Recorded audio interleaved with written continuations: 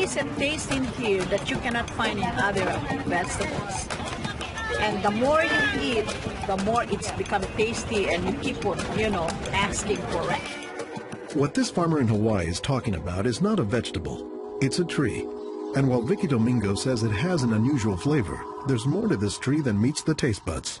You keep on eating, and you can feel your body is more energetic, more healthy, and you can see the difference. You're not dropping, you keep on, just so active. You have to remove one by one like this. Domingo says she has grown this tree on her farm for more than 25 years. She harvests moringa twice a week, all year round. Every week, Domingo sends 1,000 pounds of moringa to the mainland. The rest of it ends up here at a Honolulu farmer's market, where most of her customers have eaten it their entire lives. Well, in the Philippines, it's a third country. In other words, not a rich country.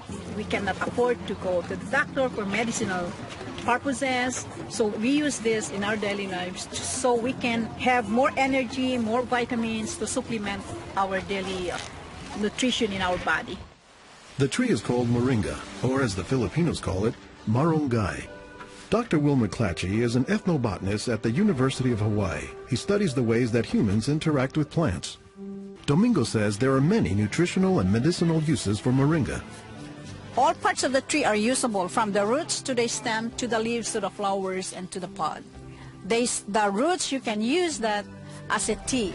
And then the trunk, you can scrape it, squeeze it, get the juice, put in your cut skin, and your skin will heal. Some of this may be folktale, but some cultures have used moringa as a medicinal plant for thousands of years. McClatchy says moringa is worthy of its reputation as a tree with unusual nutritional properties. Moringa is one of these trees that is a multi-purpose plant that fulfills such a high percentage of kind of basic needs that when people get used to using it, they really can't see what it's like to live without it. And many cultures don't. Today, moringa is used as a remedy and, in essence, a multivitamin in many of the world's warmest regions. Moringa is used widely in Africa and South Asia, and it's been introduced into South America and Central America, where it's also being used. So, this is not just a plant of a single community. Dr. Mark Olson is a botanist and a leading expert on moringa. He teaches at Instituto de Biología, Universidad Nacional Autónoma de Mexico in Mexico City. But moringa, says Olson, does a lot more than just survive, despite the tree's sometimes scraggly appearance. And that's actually what makes the tree so remarkable, is that it's such a generous tree. And that's because people have found multiple uses for so much of the tree, including its seeds. They're full of oil. You press the seeds, and then this wonderful aromatic oil comes oozing out, which you can use for cooking, you can use for cosmetics or lubrication or whatever. And the cake, the pressed cake, the stuff that's left over after pressing the seed, that is what's used for water purification. Water purification, Olson says, is especially useful in developing countries where clean water is hard to come by. But the benefits don't stop there. Some of the things I think are most exciting about moringa is, for example, the high vitamin content. There's a lot of vitamin A in the leaves. And worldwide, that's a problem.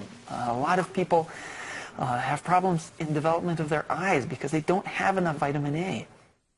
Moringa's vitamin A content, and its content of vitamins in general, has caught the attention of scientists around the world. I read about moringa and I was absolutely amazed about the richness in nutrients, in many antioxidant compounds, in vitamins.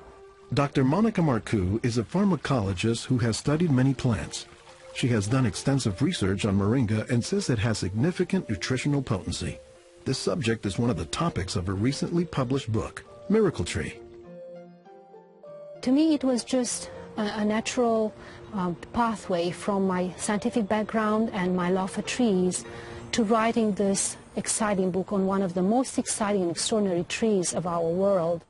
We are having an epidemic of cancer and cardiovascular diseases and many other chronic diseases. It's because we basically do not eat what we are supposed to eat. Moringa is very unusual because This single plant contains a wide variety of nutrients, but also in quite very high amounts. Marcoux says this concentration of nutrients, combined with low calories and low sodium content, makes moringa an ideal energy food or supplement that can help offset the typically unhealthy Western diet. Many of the Westerners are also deficient in antioxidant and anti-aging substances that are mostly found in plants. Antioxidants, according to the National Institutes of Health, protect the body's cells and may prevent cancer. And Marcoux says moringa is a treasure trove of antioxidants that happen to work hand in hand. Antioxidant substances and antioxidant vitamins work together in the body. For instance, it's known that selenium works better in the presence of vitamin E. Moringa has high amounts of selenium and has also vitamin E. While many plants contain antioxidants, Dr. McClatchy says that moringa is also high in the nutrients we usually associate with meat. Moringa is well known for being a good source of leafy green vegetable protein. And you don't get a lot of protein out of many vegetable foods other than like beans and things like that. So getting it out of the leaves is really a big deal. According to the United States Department of Agriculture, moringa contains 18 of the 20 amino acids, building blocks of proteins that are found in the human body. And, says Marcoux, moringa is one of the few plants that contains all of the essential amino acids. Moringa contains all the 9 essential amino acids that actually we cannot produce. Their presence, but also their ratio, is very beneficial, and it is estimated that this ratio is very good for absorption and for being bioavailable to our bodies. Further research is needed to establish the bioavailability of all of moringa's nutrients. But in some places, scientific studies may be too long a pursuit and take a back seat to a harsh reality. In most of sub-Saharan Africa, any baby has a 20% chance of dying before he reaches the age of 5. In some countries, up to 40%. And even those who survive past the age of 5, up to half or more, will suffer from malnourished physical and mental development.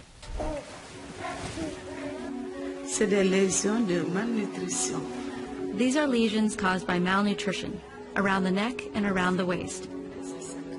They are dry now, but will become permanent scars. As the former regional representative for Church World Service in Senegal for 16 years, it was Lowell Fugley's mission to help local clinics develop ways to save children at risk to malnutrition. In his quest to combat malnutrition, Fugley came across moringa in the late 1990s. It contains more vitamins and minerals in various combinations than you find in any other possible vegetable. And I thought to myself, if this source of nutrition could be made available at the village level, then this could be a very effective tool in preventing malnutrition. It was only through a Peace Corps volunteer working in forestry who told me that, oh, moringa is already growing in Senegal. Only they didn't refer to it as moringa. They called it nebedai, which Fugley suspects comes from the English words never die, after the tree's resilience. I ask any Senegalese, do you know the nebedai tree? Oh, yes, my mother makes a sauce from the leaves of this tree. We call it mboum. Every Senegalese knew this tree. The problem, says Fugley, was that it was prepared and used in ways that diminish moringa's nutritive contents. They boil the leaves too long. They throw out the water that is boiled in and where many of the vitamins are located.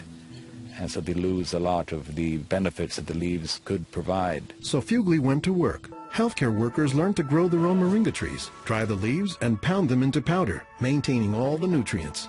Nursing mothers were taught to add a spoonful of moringa to their food morning, day, and night to increase their milk production. They were also told to add moringa to all of their family's meals. As people changed their habits, Fugley says the results were clear, especially among children. They'll look happier, they'll have more energy, they'll smile. When they came to the clinic, limp, eyes drooping, no energy, and within 3 weeks, you see them bigger, healthier, and smiling. Moringa is still being used, it's still being promoted, it's still being very valued, even without our input from the outside. Moringa, it doesn't die, it can continue on its own.